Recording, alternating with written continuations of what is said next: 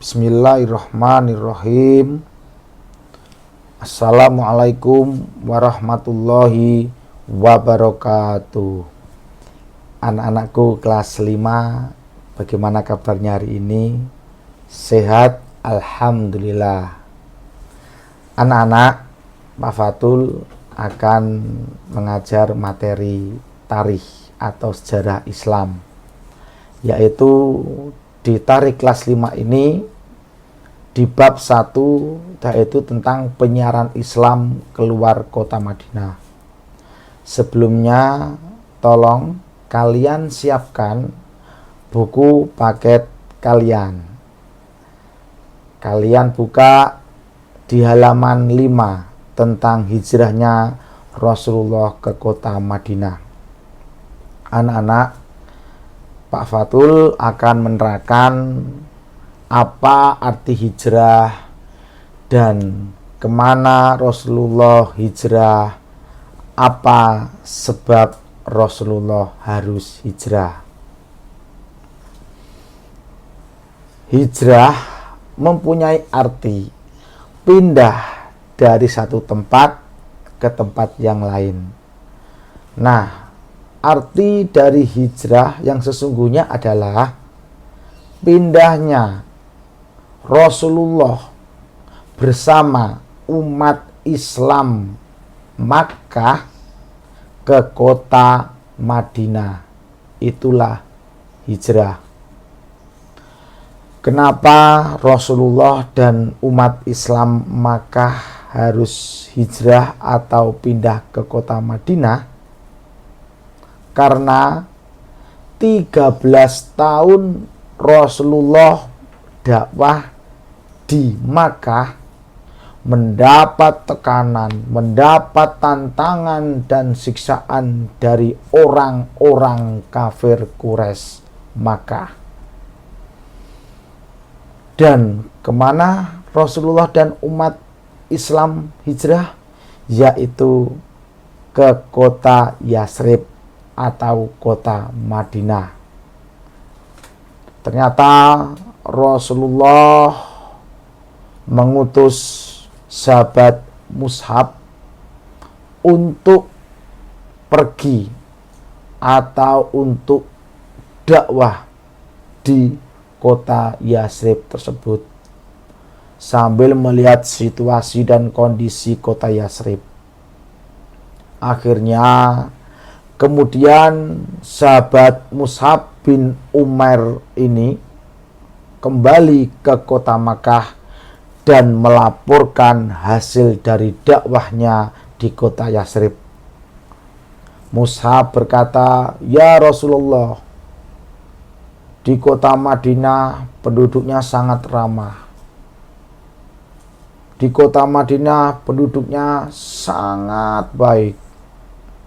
Dan akhirnya Rasulullah mulai menyiapkan diri dan umat Islam untuk hijrah ke kota Madinah. Akan tetapi sebelum Rasulullah dan umat Islam Makkah hijrah ke kota Madinah, Rasulullah membuat baiat atau perjanjian dengan 70 orang kabilah Madinah yang sedang datang ke kota Mekah.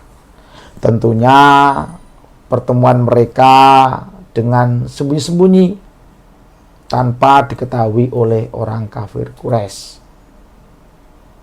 Untuk apa Rasulullah dan 70 kabilah Madinah ini membuat perjanjian? Salah satunya yaitu supaya Rasulullah dan umat Islam Makkah yang pindah atau hijrah ke Madinah mendapat jaminan keamanan dan dibantu di kota Madinah. 70 orang kabilah Madinah ini juga menyampaikan kondisi yang ada di Madinah kepada Rasulullah. "Ya Rasulullah, kami sangat bergembira jika Rasulullah secepatnya untuk berdakwah di kota Madinah.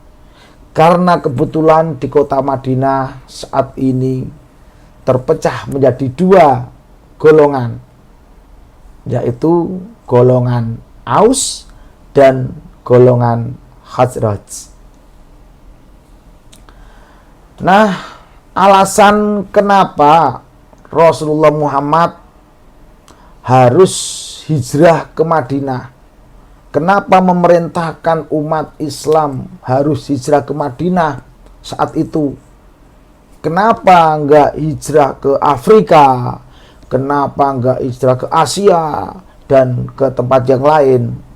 Ternyata ada 5 alasan. Yang pertama, dari segi geografis dan demografis sangat mendukung. Artinya apa? Di kota Madinah itu adalah kota yang sangat strategis, baik dari lokasi, dari posisi kotanya, yang dimana setiap para pedagang yang akan ke kota Makkah itu harus melewati kota Madinah. Selain itu, Madinah cocok untuk bercocok tanam dan yang lain sebagainya. Alasan yang kedua, Rasulullah mempunyai hubungan baik dengan penduduk Madinah. Kenapa? Karena ternyata orang tua beliau, orang tua Rasulullah dimakamkan di Madinah. Alasan yang ketiga, penduduk Madinah mempunyai sifat yang baik, sopan, ramah. Alasan keempat, Bani Najjar adalah salah satu bani atau kaum yang ada di Madinah, adalah masih saudara atau kerabat Rasulullah. Dan alasan yang terakhir, tentunya perintah hijrah ke Madinah, perintah berangkat atau pindah ke Madinah adalah perintah dari Allah Subhanahu wa Ta'ala.